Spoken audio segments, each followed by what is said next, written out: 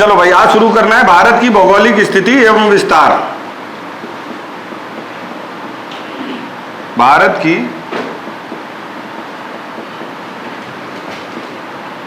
भौगोलिक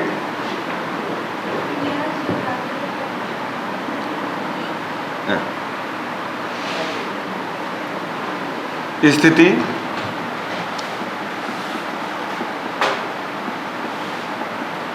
विस्तार। ठीक, अगर इस टॉपिक की बात करें तो ज्योग्राफी का पहला ही टॉपिक है।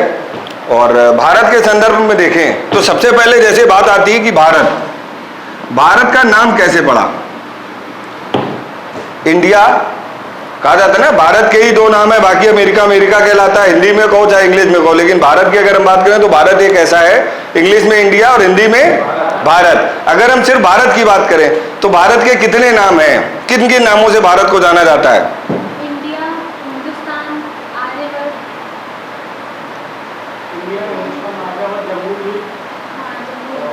अगर हम देखें तो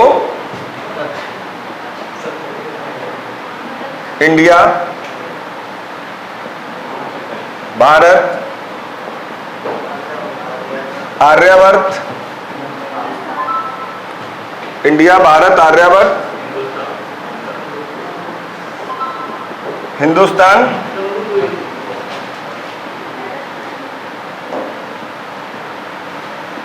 जम्बू द्वीप, भरतखंड भी कह सकते हैं।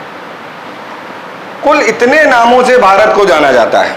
ठीक, जैसे यहां बात आती है इंडिया और हिंदुस्तान। वर्तमान समय में देखें तो लगभग ये तीन नाम, भारत, इंडिया और हिंदुस्तान, वैसे तो किताबों में ये सारे नाम दिए हैं, लेकिन प्रेजेंट टाइम की अगर हम बात करें तो इंडिया, भारत और हिंदुस्तान, इन तीन नामों से मुख्य रूप से लोग जानते हैं। अगर हम सबसे पहले देखें तो सबको पता है कि भारत का नाम भारत कैसे पड़ा।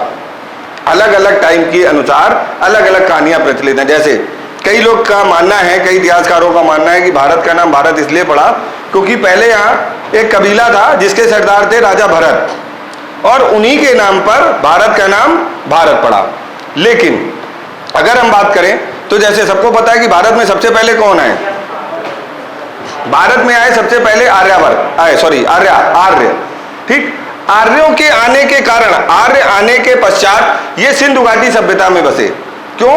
भारत का अगर हम देखें कि भारत कब से भारत का अस्तित्व अगर हम लोगों को समझ में आया तो वो सिंधु घाटी सभ्यता से आया, और आर्यों के आने के बाद ही सिंधु घाटी सभ्यता विकसित हुई। इन्हीं के बसने के बाद तो इन्हीं के नाम से भारत का नाम क्या पड़ा? आर्यवर्त। अब आते हैं भारत का नाम इंडिया और हिंदुस्तान। अगर हम इंडिया और हिंदुस्तान की बात करें तो जैसे अगर हम बात करें तो भारत में सिंध भी आए, भारत में यूनानी और ईरानी, ये दो लोग भी तो आए थे भारत में। ईरानियों ने अगर हम देखें, जब ईरानी भारत में आए तो ये सिंधु नदी के पास बसे आके। कहां? सिंधु नदी के पास बसे, और सिंधु नदी को ही इन्होंने इंडस, सिंधु नदी को इन्होंने इंडस कहा, और इंडस से ही क्या बना? इंडिया। इसके बाद बात आती है हिंदुस्तान की। ईरानियों के बाद यूनानी आए, और यूनानियों ने भारत को क्या कहा? सॉरी, सिंधु को कहा हिंदू, और हिंदू के नाम पे हिंदुस्तान नाम पड़ा। जम्बू द्वीप, भारतखंड, ये तुम्हें कहीं नहीं पढ़ने को मिलेगा नॉर्मल ज्योग्राफी की किताबों में। ये दो नाम, क्योंकि लास्ट पिछले साल कुछ सालों से ये कई बार पेपरों में भी पूछा जा चुका है, और ये कहीं नहीं, क्योंकि आप लोग अगर जीएस पढ़ रहे हो ज्योग्राफी में तो वो तो कहीं से भी आ सकता है। ऐसा तो है नहीं कि जो सिलेबस की किताबें सिर्फ उन्हीं से आएगा। अगर हम उसकी बात करें तो जम्बू द्वीप और भरतखंड जो नाम दिया है, सबको पता है कि एक मिथोलॉजी बुक है हम लोगों की, रामायण, जिसको हम लोग मिथोलॉजी मानते हैं साइंस के भाषा में, लेकिन एक्चुअल में वो धार्मिक ग्रंथ है हिंदुओं का। रामायण में देखें तो इन दोनों का जिक्र है, जम्बू द्वीप और भरतखंड का। तो अगर नाम की स्थिति पे देखें तो भारत के 1 2 3 4 5 6 कुल 6 नाम हैं, जिनमें से ये धार्मिक ग्रंथ के अनुसार हैं। हमने जैसे बताया कि रामायण में इन दोनों नामों का जिक्र हुआ है, इसके अलावा कहीं भी सिलेबस में देखने को नहीं मिलेगा। बाकी इन 4 नामों में इंडिया को क्योंकि सिंधु नदी के किनारे ये आके बसे थे, सिंधु नदी को उन्होंने कहा इंडस, इंडस से नाम आया इंडिया। यूनानी भारत आए, उन्होंने सिंधु नदी को कहा हिंदू, हिंदू के नाम से हिंदुस्तान। आर्यवर्त सबको पता है कि आर्यों का निवास स्थान था। सबसे पहले भारत में आर्य आए और इन्हीं के नाम पर भारत का नाम आर्यावर्त पड़ा। भारत की बात करें तो भारत में एक कबीला था जिसके जो सरदार थे या राजा कह सकते हो, तो वो राजा भरत थे, उनके नाम पर इसका नाम भारत पड़ा। ये तो हो गई नाम की बात। अब अगर हम आगे इसके देखें, भारत की स्थिति देखें तो ये मध्य रेखा है, ट्रॉपिक ऑफ कैंसर भारत को 2 भागों में बांटती है। अगर हम इसकी बात करें तो भाई सीधी सी बात है, ये किस स्थिति में, सॉरी ये वाली 0 डिग्री से, 0 डिग्री से ऊपर की ओर, दक्षिण पूर्व नहीं कह सकते हैं भाई, सीधी सी बात है। अगर ये जो 0 डिग्री रेखा है, इसके नीचे का हिस्सा दक्षिण, इसके ऊपर का हिस्सा उत्तर, और यहां से ये 0 डिग्री है, इससे ये किस तरफ है, पूर्व की साइड, तो सीधी सी बात है किस तरफ भारत स्थित है, उत्तर पूर्व। यानी भारत की स्थिति अगर हम पूरे विश्व के सापेक्ष देखें तो किस दिशा में है, उत्तर पूर्व के उसमें। इसके बाद अगर हम देखें तो भारत की जो आकृति है, इसके बाद बात आती है भारत की आकृति।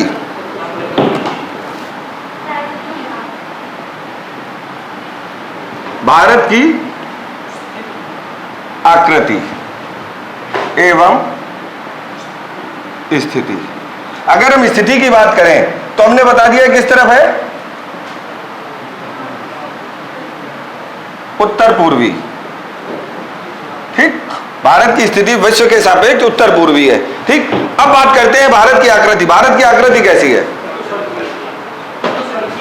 चतुष्कोणीय है। ठीक, अगर हम बात करें कि भारत की आकृति चतुष्कोणीय है, भाई चतुष्कोणीय कैसे है, हमें तो जो भारत की आकृति दिख रही है वो चतुष्कोणीय नहीं दिख रही है। भारत की आकृति चतुष्कोणीय कैसे है,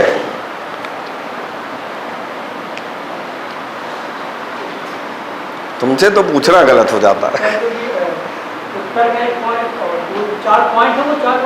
ठीक, अगर हम भारत की बात करें तो भारत के संदर्भ में भारत के 4 सुदूर पॉइंट हैं, जिनको अगर हम आपस में मिला दें तो वो भारत की स्थिति क्लियर हो जाती है।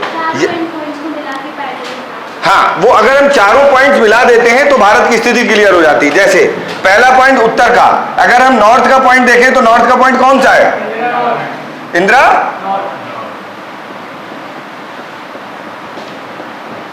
इंदिरा नॉर्थ। ठीक, नॉर्थ के बाद साउथ का इंदिरा पॉइंट, फिर साउथ के बाद ईस्ट किबिथु अरुणाचल प्रदेश। ठीक, ईस्ट के बाद वेस्ट गौर माता, और ये है गुजरात में। ठीक, अगर ये चारों पॉइंट, अगर ये भारत के सुदूर स्थित जो चारों पॉइंट हैं, इनको अगर हम मिला दें तो देखो नॉर्थ और वेस्ट और साउथ, कुछ ये आकृति बन रही है। तो देखो ये चतुष्कोणीय आकृति नहीं है। इसके बाद एक पॉइंट और आता है, यहां पर आता है मुख्य भूमिका अंतिम बिंदु। मुख्य भूमिका अंतिम बिंदु, अगर मुख्य भूमि के अंतिम बिंदु की बात करें तो आपको मैप में दिख रहा होगा जो मेन लैंड है, अभी तक जो भी ये बिंदु थे, जैसे अगर हम बात करें इंदिरा पॉइंट, ये कहां स्थित है, ग्रेट निकोबार में। इंदिरा नॉट कहां स्थित है, ऊपर लद्दाख वाले हिस्से में, और किबिथु सबसे पूर्वी पॉइंट है अरुणाचल प्रदेश में, और गौर माता गुजरात सबसे लास्ट में अगर हम देखें तो पश्चिमी साइड में और गुजरात में स्थित है।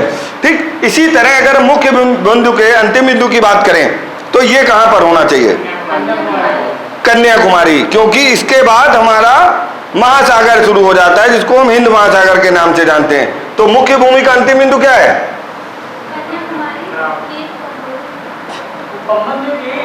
कन्याकुमारी। अब अगर हम बात करें, कई जगह ऑप्शन आता है कि स्थित कहां है, तो भैया पंबन द्वीप। ठीक, हाँ, अगर पंबन द्वीप भी ऑप्शन में आता है, कन्याकुमारी ऑप्शन में नहीं है, पंबन द्वीप ऑप्शन में, तो पंबन द्वीप भी आंसर सही है। अब अगर हम इसकी बात करें कि भारत की स्थिति, जैसे हमने बता दी कि भारत की जो स्थिति है वो चतुष्कोणीय है, सॉरी आकृति जो है वो चतुष्कोणीय है। चतुष्कोणीय आकृति के कारण भारत के उत्तर में हिमालय पर्वत और दक्षिण में हिंद महासागर सीमा है, जो कि एक बृहद भौगोलिक इकाई है।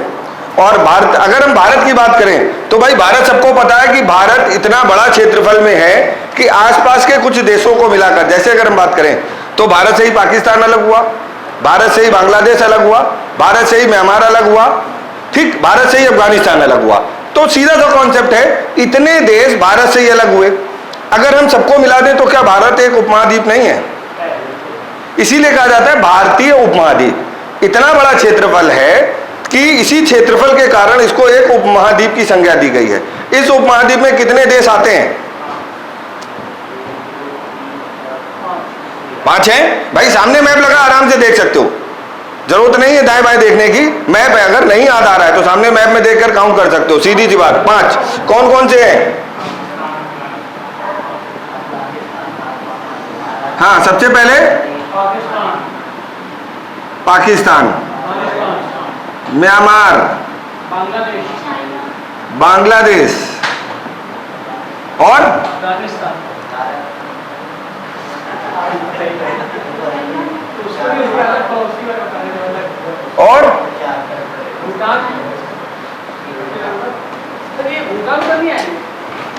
ठीक। तो अगर हम भारतीय उपमहाद्वीप में देखें तो वास्तव में भारत, पाकिस्तान, बांग्लादेश, सॉरी भाई, नेपाल और भूटान है। एक सेकंड, 2 चीज ये गड़बड़ है, अफगानिस्तान नहीं है।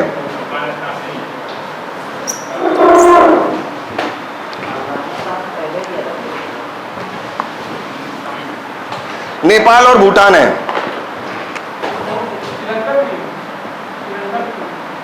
नेपाल, भूटान, ठीक, ये 5 देश हैं। अगर हम देखें तो वास्तव में यही पड़ोसी देश हैं, इसके अलावा और कुछ है? भाई यही पड़ोसी देश हैं, पड़ोसी देश और भी हैं।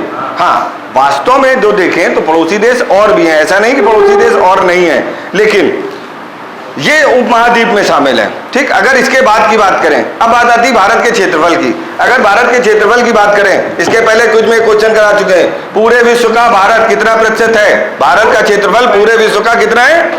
2.4%। सीधी सी बात है, अगर हम ये पूरे विश्व का देखें और फिर भी हम कहते हैं कि भारत का क्षेत्रफल बहुत बड़ा है, ये वर्तमान भारत की बात हो रही जो 2.4 है।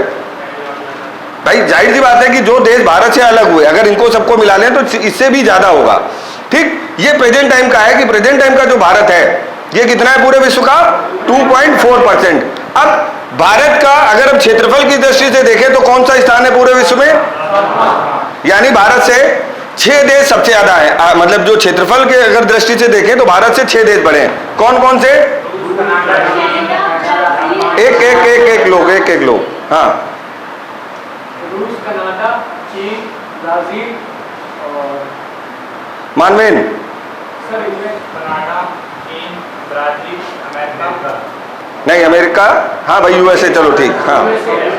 ऑस्ट्रेलिया, ऑस्ट्रेलिया के बाद भारत का नंबर आएगा। भाई सीरियल से अगर हम देखें, रूस, कनाडा, चीन, यूएसए, ब्राजील, ऑस्ट्रेलिया, फिर भारत, ये सीरियल है। यानी भारत का स्थान कौन से नंबर पे है? 7वें स्थान पर। क्या लगता है ये क्वेश्चन नहीं आता है? हर बार रिपीट होता है।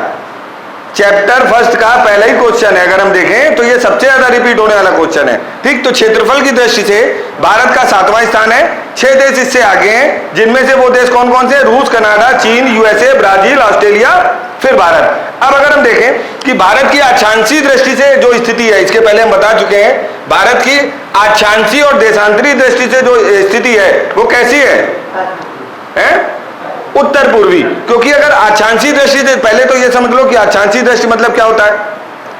अक्षांश मतलब होता है जो ऐसे, यानी जो पृथ्वी को चारों तरफ से रेखाएं घेरे हैं, उन्हीं काल्पनिक रेखाएं हैं, उन्हीं को हम अक्षांश रेखा और देशांतर रेखाएं बोलते हैं, लॉन्गिट्यूड और लैटिट्यूड। अगर हम बात करें अक्षांश रेखा, मकर रेखा, कर्क रेखा, ये कैसी रेखा है?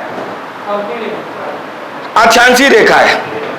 और जो 82.5 डिग्री पूर्वी देशांतर रेखा है, जिसको हम भारत की मानक समय रेखा कहते हैं, ये कैसी रेखा है? देशांतर रेखा है। यानी जो खड़ी रेखाएं होती हैं वो देशांतर होती हैं, जो पड़ी रेखाएं होती है वो अक्षांश रेखाएं होती हैं। अब भारत की स्थिति अगर हम अक्षांशीय दृष्टि से देखें तो अक्षांशीय दृष्टि मतलब पड़ी रेखाएं। अब पड़ी रेखाओं के हिसाब से देखोगे तो 0 डिग्री जो भूमध्य रेखा है, अगर भूमध्य रेखा से भारत की स्थिति कैसे है? ऊपर, नॉट उत्तर पूर्वी, भूमध्य रेखा से उत्तर की ओर यानी ऊपर की ओर है। भाई भूमध्य रेखा देखो हिंद महासागर से गुजर रही है। ठीक, अगर हम भारत की स्थिति देखें भूमध्य रेखा के कॉन्सेप्ट में, तो भारत भूमध्य रेखा से ऊपर है। ठीक, यानी भारत भूमध्य रेखा से उत्तर की ओर है। दूसरा, अब अगर हम इसको देशांतरी स्थिति से देखें, तो देशांतरी स्थिति हमारी जो है वो 0 डिग्री देशांतर से, जो प्राइम मेरिडियन दी है, इससे अगर हम देखें तो किस तरफ है? पूर्व की तरफ, पश्चिम की तरफ, पूर्व की तरफ। तो अगर हम वास्तविक में देखें तो अक्षांशीय व देशांतरी स्थिति में भारत की स्थिति कैसी है? उत्तर पूर्वी स्थिति है। बात जैसे अभी हमने बताया कि कर्क रेखा और मकर रेखा। ठीक, तो भारत को 2 भागों में बांटने वाली रेखा कौन सी है? कर्क रेखा, जिसको हम 23.5 डिग्री नॉर्थ यानी 23.5 डिग्री उत्तरी अक्षांश में काउंट करते हैं। अगर हम 23.5 डिग्री उत्तरी अक्षांश की बात करें, ये कर्क रेखा सामने मैप में दे रहा है कि भारत को 2 भागों में बांटती है। और विशेष बात यह है कि भारत के 8 राज्यों से गुजरती है। 8 है कि 9 है? 8 राज्यों से गुजरती है। कौन कौन से हैं? सामने राज्य दिए, एक व्यक्ति कोई भी बताएगा। हाँ, तो चलो बताओ। राजस्थान, एमपी, छत्तीसगढ़, झारखंड, त्रिपुरा, मिजोरम। ठीक, सीधी सी बात है। अगर कई बार थोड़ा सा ये राज्यों में कंफ्यूजन होता है। अभी तक जैसे पेपर में क्वेश्चन आता था, नॉर्मल एक राज्य दे दिया जाता था और 3 ऐसे होते थे जो इनसे पर नहीं स्थित होते थे। अब वंश के हिसाब से आता है। तुम लोगों ने पढ़ना शुरू कर दिया, एग्जाम वालों ने, और पेपर टफ करने के लिए वो 3 के पेयर में देना शुरू कर दिया है कि अब वो 3 राज्यों का पेयर देते हैं। अब उसमें ये देते हैं कि 3 राज्यों में से कौन सा ऐसा पेयर है जो इसमें नहीं स्थित है। तो यानी 8 के 8 राज्य याद होने चाहिए। जैसे अभी इन्होंने बताया गुजरात, राजस्थान, मध्य प्रदेश, छत्तीसगढ़, झारखंड, पश्चिम बंगाल, त्रिपुरा और मिजोरम। अब इसके बाद बात आती है कि जैसे हम लोग कंफ्यूजन में रहते हैं त्रिपुरा और मिजोरम में, क्योंकि ऊपर वाले मणिपुर, मेघालय, तब लगता है जब पेपर में आता है तो लगता है हमेशा ये भी है, लेकिन नीचे वाले राज्य तुम्हें याद रखना है कि लास्ट में क्या दिया है? त्रिपुरा और मिजोरम। तो ये 2 राज्य जो है, क्योंकि शुरुआत वाले राज्य हमेशा याद रहते हैं, बाद वाले नहीं याद रहते हैं, क्योंकि साउथ अगर हम देखें तो ये जो पूर्वोत्तर राज्य है इनमें कंफ्यूजन रहता है। ये 7 है और 7 में लगभग एक समान जैसी स्थिति रहती है। अब आगे अगर देखें इसी कर्क रेखा बारे में एक और विशेष बात, भारत की एकमात्र प्रदेश की राजधानी जो कर्क रेखा पर स्थित है, रांची, झारखंड की रांची।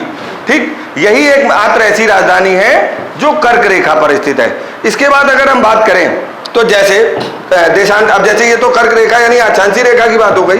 देशांतर रेखा की बात करें तो भारत की मानक समय रेखा, भारत की मानक समय रेखा ये कर्क रेखा। कर्क रेखा में सबसे पहले गुजरात, राजस्थान, मध्य प्रदेश, छत्तीसगढ़,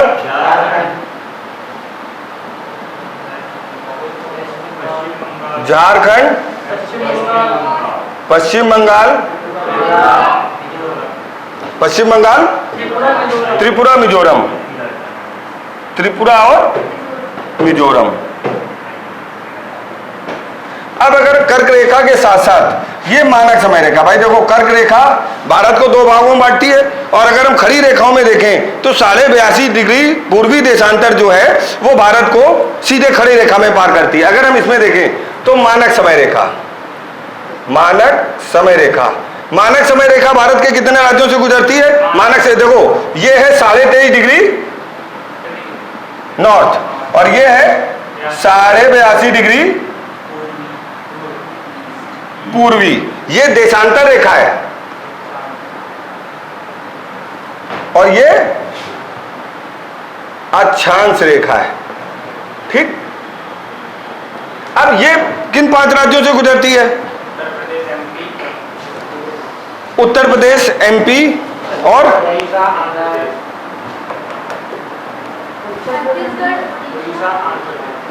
उत्तर प्रदेश, मध्य प्रदेश, छत्तीसगढ़, उड़ीसा और आंध्र प्रदेश। ठीक, उत्तर प्रदेश, मध्य प्रदेश और छत्तीसगढ़, उड़ीसा, आंध्र प्रदेश, छत्तीसगढ़, ओडिशा, आंध्र प्रदेश, ये 5 राज्यों से गुजरती है। इसमें सबसे ज्यादा महत्वपूर्ण जो क्वेश्चन है वो हर बार आता है। अगर 82.5 डिग्री पूर्वी देशांतर रेखा से रिलेटेड कोई भी क्वेश्चन आएगा, एकमात्र क्वेश्चन है ये भारत में गुजरती कहां से है। तो ये तो 5 राज्य हो गए। किसके समीप से गुजरती है? इलाहाबाद। देखो कई बार आता है मिर्जापुर के समीप, कई बार आता है इलाहाबाद के समीप। एक्चुअल में दोनों ही सही है, क्योंकि जो नैनी दिया है वो नैनी अगर हम देखें तो इलाहाबाद से 10 से 15 किलोमीटर के बीच में है और मिर्जापुर से थोड़ी सी डिस्टेंस है। लेकिन अगर इलाहाबाद के समीप आएगा तो भी आंसर सही है, मिर्जापुर के समीप आएगा तो। अभी अगर ये कहो कि नहीं दोनों आएंगे, कभी नहीं आएंगे, सीधी सी बात है, दोनों नहीं देगा। ठीक, तो या तो इलाहाबाद या मिर्जापुर, तो दोनों ही सही ऑप्शन माने जाते हैं और दोनों में से कोई एक ही पूछा जाएगा। इसके बाद बात आती है, ये तो हो गई भाई भारत के ऊपर की स्थिति।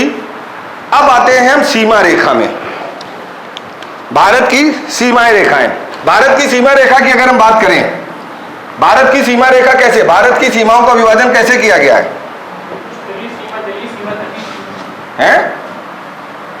जली सीमा, तटीय सीमा। अरे भैया जो जली सीमा वही तटीय सीमा है। नहीं, जली सीमा अलग, जली सीमा अलग। स्थलीय सीमा और जलीय सीमा। अभी फिलहाल स्थलीय सीमा और जलीय सीमा पे आते हैं। जैसे अगर हम बात करें स्थलीय सीमा,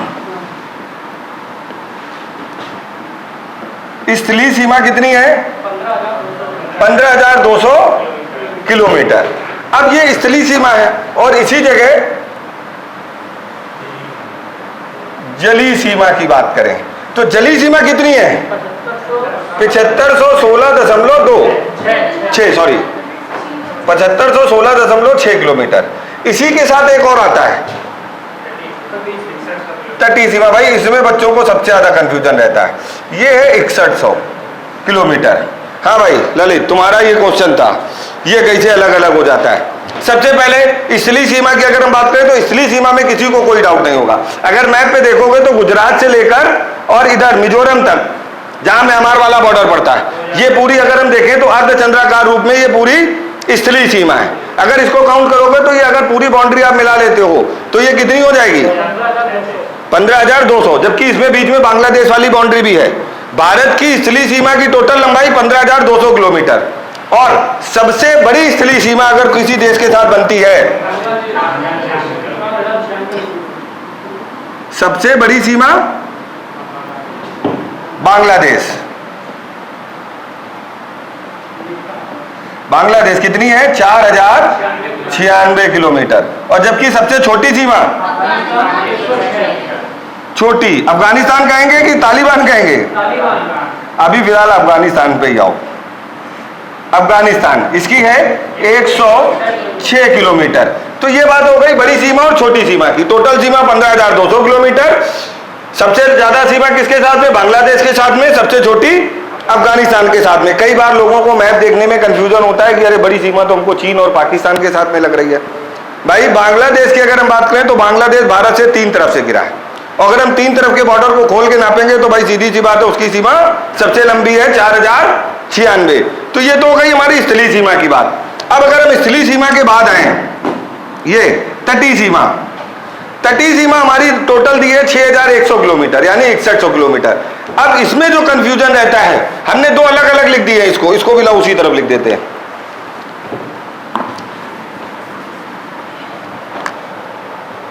जलीय सीमा और तटीय सीमा। तटीय सीमा है 6100। ठीक, अब दोनों में डिफरेंस क्या है? क्योंकि इसमें सबसे ज्यादा कंफ्यूजन रहता है। तटीय सीमा और जलीय सीमा, भैया बात तो दोनों में एक ही है, लेकिन अगर हम तटवर्ती क्षेत्रों की बात करें तो भारत का जो भी ये कॉन्सेप्ट है, यहां पश्चिम बंगाल से ले लो और गुजरात तक, पश्चिम बंगाल से गुजरात तक ये पूरा तटवर्ती क्षेत्र है। इसके अलावा और कोई भारत में तटवर्ती क्षेत्र है नहीं। यानी गुजरात से लेकर पश्चिम बंगाल तक की जो भी हमारी सीमा है वो कैसी सीमा होगी? तटीय सीमा। यानी उसकी डिस्टेंस हमारी कितनी है? 6,100। इसी के साथ जलीय सीमा की अगर हम बात करें तो भाई भारत में अंडमान निकोबार द्वीप समूह, दादरा नगर हवेली, दमन दीव, लक्षद्वीप, ये सारे आइलैंड हैं जो भारत में सम्मिलित हैं। अगर हम टोटल सीमा देखेंगे तो वो तटवर्ती सीमाएं और प्लस इन समुद्री ये आइलैंड की जो सीमाएं हैं, इनकी सीमाओं को मिलाने के बाद हमारी टोटल जो जलीय सीमा निकलती है वो 7516.6 किलोमीटर की निकलती है। क्लियर है? आइलैंड भी ले लेते हैं, जितने भी आइलैंड है उन सबकी सीमाओं को मिलाकर टोटल हमारी जलीय सीमा है 7516.6 किलोमीटर। आइलैंड हटा के जो तटवर्ती सीमा है, जैसे गुजरात से और पश्चिम बंगाल तक की बात करें तो 6100 है। ठीक, अब आ जाओ कुल सीमा की बात करो तो भैया 15200, और ये क्योंकि कुल सीमा में कहीं नहीं दिया है कि तटीय है कि क्या, स्थलीय है कि जलीय है, कुल सीमा मतलब होता है फिर सब कुछ लेंगे तो 15200 प्लस 7516, 22716.6 कुल सीमा भारत की इतनी है। इसके बाद आगे बढ़े अगर हम तो भारत की, जैसे अगर हम ऊपर साइड देखें, नॉर्थ साइड, तो जो स्थलीय सीमा है, स्थलीय सीमा सबको पता है डिसाइड होती है। भाई हमको बॉर्डर दिख रहा है, अगर गुजरात से लेकर ऊपर हिमालय की तरफ जाएं, राजस्थान, पंजाब, जम्मू कश्मीर और हिमाचल, उत्तराखंड, फिर इधर बीच में नेपाल आ जाता है तो छोड़ दो, इधर आ जाओ सिक्किम, अरुणाचल प्रदेश, ये सीमा ऐसी है आपको 2-4-10 किलोमीटर पहले से पता चल जाएगा कि आगे बॉर्डर है। जगह जगह नोटिफिकेशन लिखे रहते हैं कि भाई आगे बॉर्डर है और यहां पर भारतीय लोगों का प्रवेश तो है लेकिन अन्य लोगों का प्रवेश वर्जित है। ठीक, और कई बार दिया होता है संदिग्ध लोगों का प्रवेश वर्जित है, तो जरूरी नहीं है कि वहां पे सिर्फ भारतीय जा सके। अगर हम जाएं और हमारा कई बार होता है ना कि हमारी इंक्वायरी हो जाए कि भाई हम भारत के नागरिक हैं कि नहीं है, क्योंकि बॉर्डर के पास जाना सबको प्रोहिबिटेड होता है, वहां पर बीएसएफ वालों को छूट होती है देखते ही गोली मारने के आदेश की, वो उनके निर्णय के ऊपर होता है कि वो क्या करते हैं, मारते हैं कि तुमसे पूछताछ करते हैं। तो ये तो स्थलीय सीमा में तो हमको डिफाइन है कि भाई हमको एक बाउंड्री दिख रही है ऐसे, यहां पर बैरिकेडिंग होगी, कटीले तारों से हो, फेसिंग हो, जैसे भी की गई हो। जैसे अभी जम्मू कश्मीर में कुछ दिन पहले चल रहा था, बालाकोट के पहले जब एंट्री हुई थी, सबको पता है जो पुलवामा कांड हुआ था तो उसमें ये सुनने में आया था कि भाई नदी या नालों के द्वारा आए हैं, तो वहां पर अब नया सिस्टम अपना रही है गवर्नमेंट, वहां पर लेजर द्वारा वो बनाया जा रहा है, लेजर सुरक्षा, लेजर बीम द्वारा कुछ सुरक्षा की जा रही है। ठीक, तो वहां पर अब कटीलों तारा वाला तो प्रावधान है नहीं और संभव ही नहीं कि नदियों में ये व्यवस्था करी जाए। ठीक, तो ये तो चलो स्थलीय में तो समझ में आ गया, लेकिन अगर हम जलीय सीमा की बात करें, वास्तव में जलीय सीमा की स्थिति देखें तो भारत का जो जलीय सीमा वाला है वो कुछ इसी तरीके से तो है। भाई यही तो हमारी तटवर्ती क्षेत्र है, यहां से हमारी जलीय सीमा स्टार्ट होती है, ये जलीय सीमा थी टोटल। अब हमको यहां कैसे पता चलेगा कि कितनी दूर तक भारत की सीमा रेखा है और कितनी दूर के बाद अंतरराष्ट्रीय समुद्र शुरू हो जाएगा या किसी दूसरे देश की सीमा शुरू हो जाएगी? तो जलीय सीमा कितने प्रकार की होती है?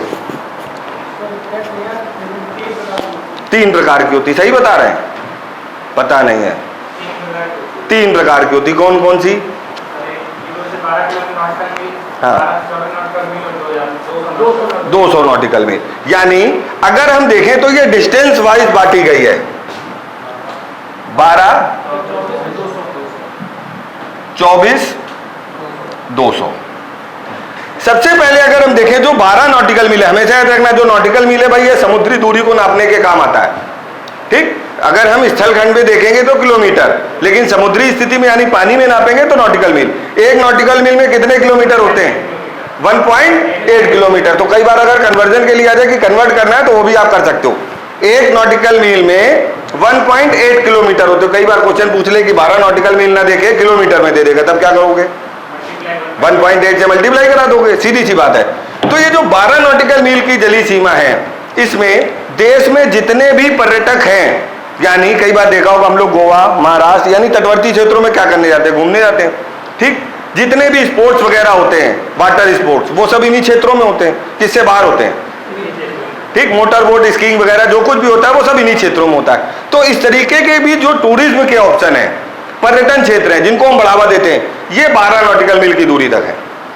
ठीक, उसके बाद अगर हम देखें 24 नॉटिकल मील, 24 नॉटिकल मील की जो डिस्टेंस तय की गई है ये कस्टम एंड एक्साइज के लिए डिसाइड की गई है। मतलब कोई भी मालवाहक जहाज अगर भारत की सीमा में प्रवेश करता है तो 24 नॉटिकल मील के बाद जब वो अंदर प्रवेश करेगा तो उसको कस्टम एंड एक्साइज ड्यूटी देनी पड़ेगी। जैसे कि हम लोगों को पता हो कि एयरपोर्ट के बाहर भी कस्टम एंड एक्साइज के ऑफिसर्स लगे रहते हैं, वैसे ही पोर्ट में ना लग के यहाँ पे वो राउंड, यानी अगर हम देखें तो मार्च करते रहते हैं इसके बाद। ठीक, तो 24 नॉटिकल मील तक की अगर दूरी की डिस्टेंस देखें तो यहां तक की जो सीमा रेखा है इसको हम अगर हम देखें तो ये कस्टम एंड एक्साइज वालों के अंडर में आती है। 12 नॉटिकल मील में एक चीज और भूल गए, 12 नॉटिकल मील में भैया जितने भी देखा होगा कि जो एनजीओ होते हैं ये साफ सफाई अभियान चलाते हैं, क्योंकि 12 नॉटिकल मील की दूरी तक हमने कहा ना पर्यटन, जहां पर्यटन और पर्यटक होंगे वहां गंदगी जरूर होगी, सीधी सी बात है। तो ये यहाँ 12 ये साफ सफाई का जो भी जिम्मा होता है ये या तो लोकल स्टेट के ऊपर होता है, और स्टेट गवर्नमेंट क्या करती है, एनजीओ को दे देती है। इतना टाइम नहीं है गवर्नमेंट के पास में कि ये तटों की सफाई कराते घूमे।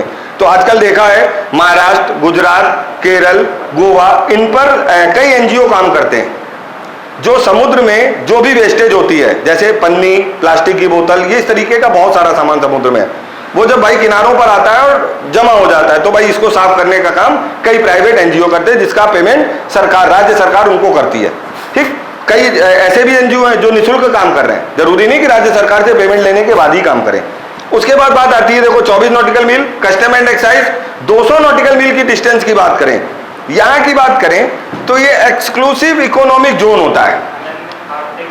हाँ, अनन्य आर्थिक क्षेत्र सॉरी, अगर अनन्य आर्थिक क्षेत्र की बात करें तो सबसे पहली चीज तो ये आर्थिक क्षेत्र, वो भी समुद्र में, ये कैसे अनन्य आर्थिक क्षेत्र, ये समुद्र में कैसे भाई? क्योंकि यहाँ से पेट्रोलियम वगैरह निकाला जाता है। हाँ, अगर यहाँ अनन्य आर्थिक क्षेत्र की बात कर रहे हैं तो जाहिर सी बात है यहां से ये तटवर्ती क्षेत्र जो दिया है इससे 200 नॉटिकल मील की दूरी तक हमारा अनन्य आर्थिक क्षेत्र कहलाता है। ये जो अनन्य आर्थिक क्षेत्र होता है यहां पर सबसे ज्यादा जो पदार्थ निकलते हैं ये सब भैया पेट्रोलियम में ही आ जाएगा। हाँ ठीक, पेट्रोलियम पदार्थ का मतलब ही होता है मिट्टी का तेल, पेट्रोल, डीजल, गैस, जो भी हो, ठीक, ये सब पेट्रोलियम पदार्थों के अंतर्गत आते हैं। बस फर्क इतना है, इनको रिफाइन कर करके प्योरीफाई किया जाता है और उनके कैटेगरी बांट दी गई है। बाकी निकलता वो कच्चा ही तेल। हम लोग सुनते हैं ना कच्चे तेल का बैरल अंतरराष्ट्रीय मार्केट में इतनी मुद्रा उछला या गिरा, तो वो कच्चा तेल होता है। कच्चे तेल को रिफाइन करके हम आगे पीछे करते रहते हैं और उससे हम उसकी कैटेगरी डिसाइड करते रहते हैं। श्रीलंका पे नहीं जाओ अभी, हम बता रहे हैं, ठीक, हमें पता है, वही दिमाग में क्वेश्चन आता है। तो 200 नॉटिकल मील तक तो पेट्रोलियम वाला सीन है। अब 200 नॉटिकल मील के बाद, 200 नॉटिकल मील के बाद क्या होता है? हाँ, अब भारत की जो डिस्टेंस है वो सिर्फ 200 नॉटिकल मील की दूरी तक होती है। 200 नॉटिकल मील की दूरी के बाद अंतरराष्ट्रीय महासागर शुरू हो जाता है जहां पर भारत का कोई हस्तक्षेप नहीं है। यानी अगर कोई भी संसाधन, पेट्रोलियम संसाधन अगर हमारा 200 नॉटिकल मील के आसपास निकलता है तो वो किसके अधिकार क्षेत्र में आएगा? भारत के। मतलब अगर यहां की बाउंड्री तक कुछ भी, किसी भी प्रकार का पेट्रोलियम संसाधन निकलेगा तो वो भारत के अधिकार क्षेत्र में आएगा। लेकिन 200 नॉटिकल मील के बाद अगर कहीं कुछ निकलता है और कोई दूसरा देश खोजता है तो वो जो देश खोजेगा उस देश के अंडर में आएगा। यहां पर एक कॉन्सेप्ट ये रहता है, कई बार होता है कि हमने यहां नहीं खोजा, किसी दूसरे देश ने खोजा। वो उसी स्थिति में होता है जब भारत का उस देश के साथ में कोई समझौता हुआ होता है। सुना होगा ना, EMOU साउंड होता है, मेमोरेंडम ऑफ अंडरस्टैंडिंग, इसी को बोलते हैं। तो जब समझौता होगा तो भाई आप यहाँ पर खुदाई करोगे, हमको कोई दिक्कत नहीं है। नहीं, अंतरराष्ट्रीय न्यायालय पे हम जा सकते हैं कि भाई फलाने देश से हमको खतरा है, हमारी सीमा में आके तुम खोज कर रहे हो, पता नहीं खोज भी कर रहे हो कि हमारे देश के लिए जासूसी लगा रहे हो। ठीक, तो ये 200 नॉटिकल मील तक का ये कॉन्सेप्ट रहता है। इसके बाद कोई भी देश कुछ भी खोजे फर्क नहीं पड़ता है, क्योंकि जो अंतरराष्ट्रीय समुद्र में अगर कोई भी देश कोई खोज करता है तो उस पर पहला अधिकार उस देश का होगा। लेकिन इस 200 नॉटिकल मील के भीतर अगर कोई देश किसी भी प्रकार की खोज करेगा तो किसका अधिकार होगा? इंडिया का अधिकार नहीं होगा, होगा जो MOU साइन किया जाता है।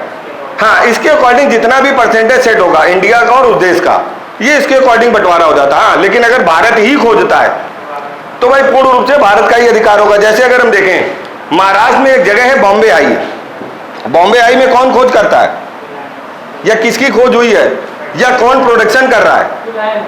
रिलायंस। अगर हम बॉम्बे आई में प्रोडक्शन देखें, सबसे ज्यादा प्रोडक्शन कहाँ होता है? बॉम्बे आई में। तो बॉम्बे आई में अगर हम प्रोडक्शन देखें तो रिलायंस कंपनी जो तेल निकाल रही है, अब रिलायंस कंपनी कहाँ की है? भारत की, भले ही प्राइवेट है, लेकिन अधिकार तो पहले भारत का है, तभी तो रिलायंस निकाल रही है। इसी तरीके भारत की कई कंपनियां अन्य देशों में पेट्रोलियम पदार्थों की खोज कर रही हैं। वहां पर भी अगर हम किसी दूसरे देश में खोज करने जाएंगे तो उस देश से हमको परमिशन लेनी होगी, एक MOU साइन करना होगा, जिसके अकॉर्डिंग हम वहां पर खोज कर सकते हैं। उसमें डिसाइड होता है कि भाई अगर यहां पर, जहां पर हम तेल की खोज कर रहे हैं, यहां अगर तेल निकलता है, पेट्रोलियम पदार्थ निकलते हैं, तो उसमें कुछ % आपका होगा, कुछ हमारा होगा। ठीक, इसी के तहत अन्य देशों में खोज होती है, या फिर हम उसके बाद में उसको पैसा दे देते हैं।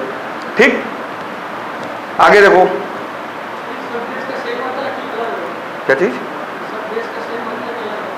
नहीं नहीं, लगभग सेम होता है। ये अंतरराष्ट्रीय समुद्र की जो सीमा है वो ऐसे ही है। हाँ, सर तो फिर जो लोग मतलब इंडिया में पेट्रोलियम निकालते हैं वो लोग इधर टैक्स देते होंगे, वो गवर्नमेंट के पास जाता है। को नॉमिकल माइल्स में वो क्यों टैक्स देंगे? उनका टैक्स से कोई लेना देना नहीं, वो तो खोज कर रहे हैं ना, उनका टैक्स से कोई लेना देना नहीं है। अब आ जाओ, कुछ आता है तो है? अगर दूसरी कंट्री से तभी आप खोज कर सकते हो जब भारत परमिशन देगा। भाई हमारे घर में तुम गड्ढा खोद रहे हो, हम परमिशन देंगे तभी तो खोदोगे ना। बिना हमारी परमिशन से हमारे देश में आके गड्ढा, हमारे घर में आके गड्ढा कोई खोद सकता है? तो जाहिर सी बात है, अगर भारत की सीमा में आप किसी भी प्रकार का रिसर्च कर रहे हैं तो भारत से परमिशन चाहिए कि नहीं चाहिए? बिना परमिशन के कुछ हो सकता है? तो सीधा सा कॉन्सेप्ट है, 200 नॉटिकल मील के भीतर आप कोई भी रिसर्च करेंगे, हम यहां पर नए द्वीपों का निर्माण कर सकते हैं, या कोई भी नया द्वीप 200 नॉटिकल मील के भीतर निकलता है तो वो भी, उस पर भी हमारा अधिकार क्षेत्र होगा। ऐसा नहीं कि यहां पर पता चला 200 नॉटिकल मील, मान लो 150 नॉटिकल मील पे कोई एक द्वीप निकलता है, तो वहां पे अगर हम चीन अपना अधिकार बता दे कि नहीं हमारा द्वीप है, संभव है? क्योंकि एक ये सीमा तय कर दी गई है 200 नॉटिकल मील की कि इसके भीतर कुछ भी होगा, उस पर पहला अधिकार भारत का होगा। सेकेंडरी कुछ भी हो सकता है, हम किसी को भी दान कर दें वो एक अलग चीज, भाई हमारी संपत्ति हम किसी को भी दान करें, बेच दें, वो एक अलग बात है। ठीक, आगे देखो, प्रशासनिक और राजनीतिक स्थिति अगर हम देखें भारत की, तो भारत को कितने राज्यों और कितने केंद्र शासित प्रदेशों में बांटा गया है? अमन, भारत को कितने राज्यों और कितने केंद्र शासित प्रदेशों में बांटा गया है? 28 राज्य और 8 केंद्र शासित प्रदेश। ठीक, अगर हम बात करें तो सबको कंफ्यूजन इसलिए रहता है क्योंकि जम्मू कश्मीर जब 370 वाला मामला उठा था, सबको पता था बाइफरकेट होके जम्मू अलग कश्मीर अलग कर दिया गया था। ठीक, अगर उस स्थिति पे देखें तो उसके जस्ट बाद एक नया कंडीशन आई थी गुजरात के पास, दादरा नागर हवेली और दमन दीप, इनको दोनों को मिलाकर एक कर दिया गया। तो घूम फिर के वही बात हो गई, 28 राज्य और 8 केंद्र शासित प्रदेश वर्तमान समय में हैं। अब अगर हम वास्तव में देखें तो क्षेत्रफल की दृष्टि से भारत का सबसे बड़ा जो राज्य है वो कौन सा है? क्षेत्रफल की दृष्टि से भारत का सबसे बड़ा राज्य, और क्षेत्रफल की दृष्टि से सबसे छोटा राज्य गोवा। क्यों? सबको पता है कि गोवा छोटा सा, महाराष्ट्र और कर्नाटक के बीच में छोटा सा गोवा है, इससे छोटा कोई भी राज्य दिख रहा है नहीं। और अगर राजस्थान की बात करें तो राजस्थान से बड़ा कोई राज्य है? यह क्षेत्रफल की दृष्टि से हो गया। इसके आगे अगर हम बात करें तो केंद्र शासित प्रदेशों में अगर हम बात करें कि केंद्र, भाई ये तो राज्यों में हो गया, अब 8 केंद्र शासित प्रदेश है तो इनमें भी तो क्षेत्रफल की दृष्टि होगी। और यहां क्षेत्रफल कैसे माना जाता है? जैसे अगर हम देखें तो सबसे ज्यादा जो आइलैंड है वो अंडमान निकोबार द्वीप समूह में। ठीक, तो इनका क्षेत्रफल जो होता है वो सभी द्वीप समूहों को मिलाकर होता है, यानी पूरे द्वीप समूह को मिलाकर होता है। तो सबसे बड़ा अगर हम केंद्र शासित प्रदेश देखें तो अंडमान निकोबार है, और सबसे छोटा लक्षद्वीप। ठीक, तो राज्यों में राजस्थान क्षेत्रफल की दृष्टि से सबसे बड़ा है और सबसे छोटा है गोवा। केंद्र शासित प्रदेशों में अंडमान निकोबार और सबसे छोटा लक्षद्वीप। इसके बाद अगर हम देखें तो जैसे जिस समय देश आजाद हुआ था उस समय मात्र कितने राज्य थे? 14। जिस समय देश आजाद हुआ था, आजाद कब हुआ था? 15 अगस्त 1947 को। हाँ, ये ना भूलना कि देश की आजादी भूल गए कब हुआ था। 15 अगस्त 1947 को देश आजाद हुआ था। उस समय जो राज्यों की संख्या थी वो 14 थी। वर्तमान समय में घटते बढ़ते 28। तो जो नए अभी रिसेंटली, सारे नहीं बताएंगे लेकिन जो रिसेंटली अभी बने हैं उनकी हम स्थापना और स्थापना दिवस, क्योंकि इसकी हम PDF भेज देंगे, अभी हम क्लास में बता दे रहे हैं, इसकी PDF सबके पास पहुंच जाएगी। ठीक, तो अगर हम स्थापना और स्थापना वर्ष देखें तो अभी सबसे रिसेंटली कौन सा बना है? लद्दाख। हम शुरुआत से बताते चले आ रहे हैं, देखो जो सबसे रिसेंटली जो नया बना, फिर उससे पीछे की ओर बढ़ते चलेंगे। सबसे पहले लद्दाख। लद्दाख की बात करें तो अभी बना है 31 अक्टूबर 2019। फिर जम्मू कश्मीर, जम्मू कश्मीर भी 31 अक्टूबर। अभी जो नया संदर्भ में जो नया आया है, जो नया इसकी सीमा रेखाएं डिसाइड हुई हैं, वो 31 अक्टूबर 2019। उसके पहले तेलंगाना 2 जून 2014। तेलंगाना के पहले छत्तीसगढ़, उत्तराखंड, झारखंड, क्योंकि इससे पहले जो क्वेश्चन आते थे तेलंगाना के पहले, अभी तक तेलंगाना बना था, तो क्वेश्चन में आता था कि सबसे रिसेंटली जो नया राज्य बना है तेलंगाना, ये कब स्थापित हुआ? तो 2 जून 2014। इसके पहले जो क्वेश्चन आते थे वो भैया 3 राज्य थे, झारखंड, छत्तीसगढ़ और उत्तराखंड। ये कब बने हैं?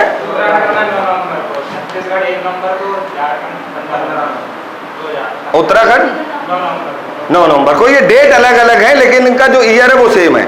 अगर हम देखें तो छत्तीसगढ़ 1 नवंबर और उत्तराखंड 9 नवंबर, झारखंड 15 नवंबर। ठीक, तो ये हो गई बात इसके देशों की, सॉरी राज्यों की, जो भारत में अभी रिसेंटली नए राज्य बने। बस तुम लोगों को 2 मुख्य याद रखने जो रिसेंटली अभी बने हैं, जम्मू कश्मीर और लद्दाख। तो ये है 31 अक्टूबर 2019। ठीक, चलो आज फिलहाल इतनी ही क्लास रखते हैं, आज इतनी क्लास रखते हैं। ठीक, अब इसके आगे का नेक्स्ट अगले टॉपिक में पढ़ेंगे। हाँ।